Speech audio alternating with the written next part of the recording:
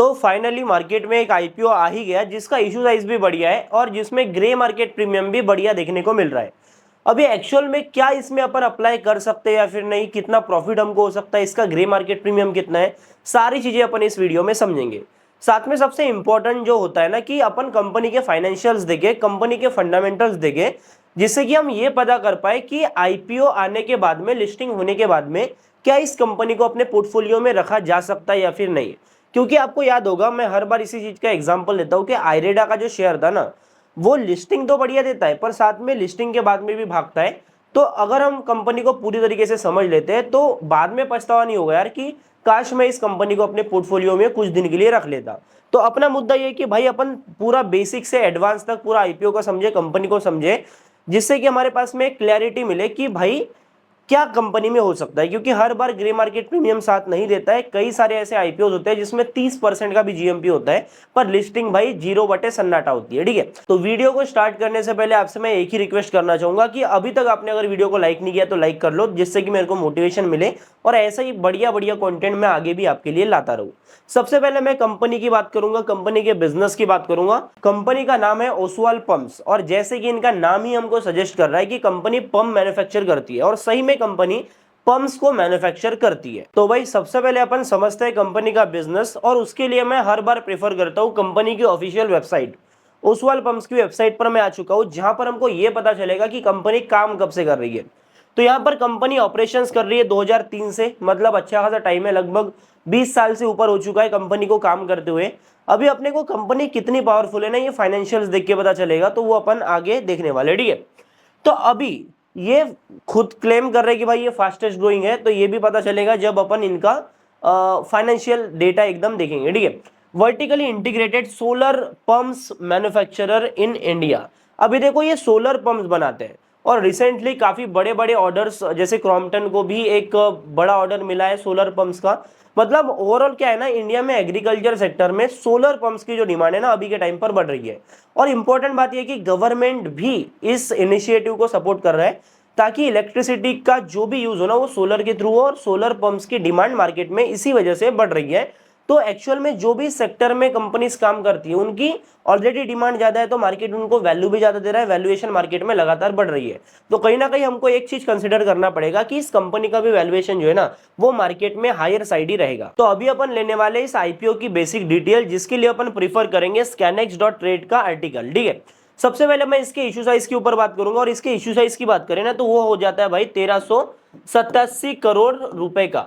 ठीक है, अभी ये जो आईपीओ का साइज है ना, रिसेंटली जो आईपीओ आ रहे थे छोटे मोटे, उनके हिसाब से तो बढ़िया ही है, मतलब इन्वेस्ट करने लायक, अप्लाई करने लायक बिल्कुल है। ठीक है, अभी इसमें से फ्रेश इशू देखते हैं, क्योंकि मैं हर बार बात करता हूं यार कि कंपनी के आईपीओ में अगर फ्रेश इशू अच्छा है तो अपने लिए बेटर है। अगर ओएफएस ही कंपनी ला रही है तो कहीं ना कहीं उनका जो मकसद होता है कंपनी का वो अपने शेयर बेच के निकलना ही होता है। ठीक है, अभी ये जो पैसा उठेगा, देखो 890 करोड़ रुपए जो आईपीओ से उठेगा ना, ये कंपनी के पास में जाएगा, कंपनी यूज करेंगे। अब जो बचा हुआ जो अमाउंट है यहाँ पर वो होगा ओएफएस। ओएफएस का मतलब होता है ऑफर फॉर सेल, जहां पर एग्जिस्टिंग शेयर होल्डर्स जो है, इक्विटी होल्डर्स है, वो अपने शेयर्स को मार्केट में बेचते हैं, पब्लिक्स को, क्यूआईबीस को और एचएनआईस को। ठीक है, एक बार मैं यहाँ पर बात करता हूँ कि देखो अपन ने पहले क्लियर कर लिया कि इसमें जो 890 करोड़ का फ्रेश इशू होगा ये काफी ज्यादा बढ़िया होगा, और ये होना इसलिए जरूरी होता है क्योंकि आईपीओ जब मार्केट में आता है ना तब जरूरी ये है कि वो पैसा कंपनी की ग्रोथ में लगे।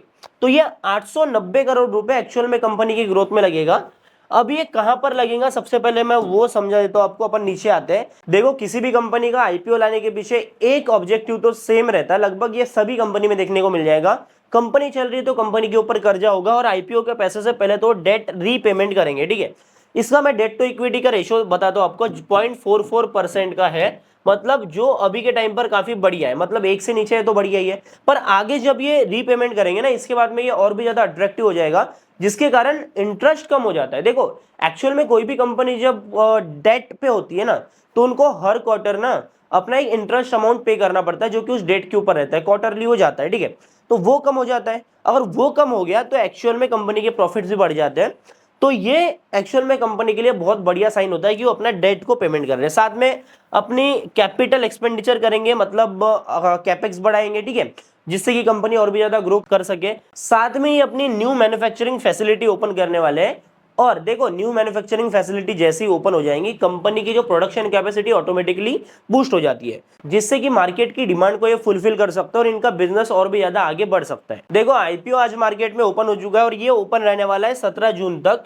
और साथ में इसके प्राइस बैंड की बात करूं ना तो वो निकल के आता है 584 रुपए से 614 रुपए पर शेयर। अभी इसके अपर बैंड पे सारी चीजें चलने वाली है, तो इसके ऊपर कोई दिक्कत नहीं है। 614 रुपए का आपको यहाँ पर एक शेयर ओसवाल पंप्स का देखने को मिलेगा। अभी अपन आ जाते हैं सिंपल से इसके फाइनेंशियल्स देखेंगे और उसके बाद में अपन थोड़ा इसके वैल्यूएशन के ऊपर भी बात करेंगे, ठीक है।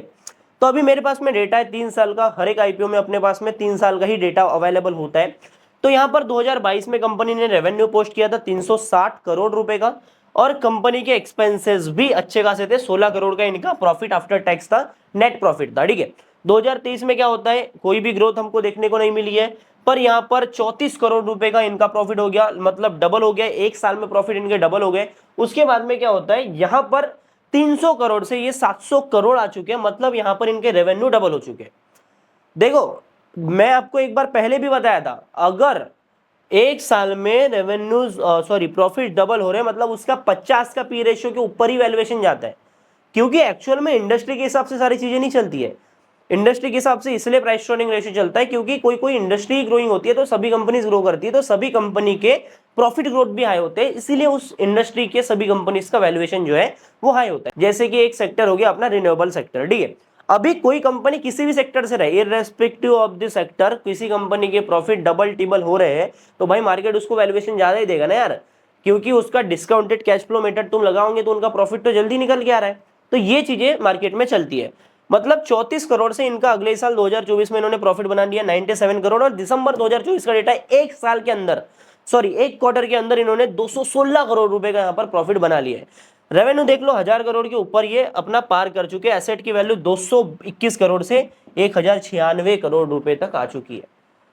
कंपनी का जिस तरीके का बिजनेस है ना, कंपनी की डिमांड अगले 5 साल में धमाकेदार बढ़ने वाली है, ठीक है। अभी मैं इसका ग्रे मार्केट प्रीमियम के ऊपर आता हूं। ग्रे मार्केट प्रीमियम से पहले मैं चाहूंगा कि तुमको वैल्यूएशन का थोड़ा पॉइंट ऑफ व्यू दे दूं। कंपनी का मार्केट कैपिटलाइजेशन कितना है पता है, 7000 करोड़ रुपए, ठीक है, 7000 करोड़ रुपए। मार्केट कैप टू सेल्स बताओ, अभी दिसंबर 2024 में इन्होंने 1000 करोड़ का किया। मेरे हिसाब से मोटा मोटी, अगर पहले कम भी था इनका, फिर भी इनका साल का 2000 करोड़ रुपए तो कहीं नहीं गया ना यार, 2000 का 2500 कहीं नहीं गया, ठीक है।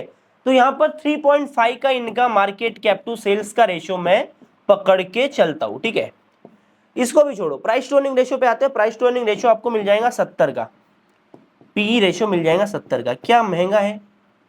बिल्कुल नहीं है, क्योंकि इसके साथ में तुमको इतनी बड़ी असेट ग्रोथ भी तो मिल रही है, कंपनी का प्राइस टू बुक रेशियो भी तो इंप्रूव हो रहा है, बुक वैल्यू भी तो इंप्रूव हो रही है, साथ में कंपनी के प्रॉफिट्स बढ़ रहे हैं। तो डिस्काउंटेड कैश फ्लो मेथड तुम लगा लो, कोई भी वैल्यूएशन की मेथड लगा लो, जल्दी अपने प्रॉफिट निकल के आएंगे। तो ये चीजें समझना जरूरी है। फाइनली मैं इसका ग्रे मार्केट प्रीमियम पे आता हूं और अपना जजमेंट देता हूं। ग्रे मार्केट प्रीमियम होता है भाई इसका 11% का। अभी ये बढ़ गया होता था, पर एक्चुअल में ईरान और इजराइल का वॉर चालू हो गया, इजराइल ने ईरान के ऊपर अटैक कर दिया, जिसकी वजह से मार्केट में हमको गिरावट देखने को मिली और मार्केट नीचे आ चुका है। मतलब देखो, जब भी मार्केट नीचे आता है तो पूरे स्टॉक्स, पूरा मार्केट की वैल्यूएशन डाउन होती है, कोई भी स्टॉक रहे, डिफेंस स्टॉक को छोड़ के, क्योंकि अनसर्टेनिटी होती है और थोड़ा वॉर की सिचुएशन बनी है तो डिफेंस सेक्टर ऊपर भागेगा। पर ऐसे सिचुएशन में मार्केट जब नीचे आता है, पूरे के पूरे सेक्टर्स की ही वैल्यूएशन डाउन होती है। इसकी वजह से इसका जो ग्रे मार्केट प्रीमियम वो बड़ा नहीं है, 11% पे ही है। बाकी फाइनल वर्डिक्ट में देता हूं, मैं इसमें अप्लाई कर रहा हूं, आप अपना देख लो। बाकी आपको ये रिव्यू पसंद आया होगा तो मेरे को एक बार कमेंट करके बता देना। वीडियो को लाइक नहीं किया तो लाइक कर देना, और ऐसी वैल्यूएबल कंटेंट के लिए, मार्केट की अपडेट्स के लिए वेल्दी फाइट को अभी के भी सब्सक्राइब कर लो, बेल आइकन पे ऑल पे सेट कर लो। साथ में इस चैनल पर मैं एक और सीरीज चला रहा हूं जहां पर आपको पूरे मार्केट की अपडेट्स एक ही वीडियो में मिलती है। दिन भर में क्या हुआ वो सारी चीजें मैं एनालाइज करके बताता हूं, तो इसके लिए मेरे को सब्सक्राइब कर सकते हो। तो एक बार चैनल पेज ओपन करो, मजा आ जाएगा भाई, बढ़िया बढ़िया चीजें सीखने को मिलेगी। बाकी आपसे मैं मिलता हूं अगले वीडियो में। बाय बाय, टाटा, जय हिंद, जय भारत।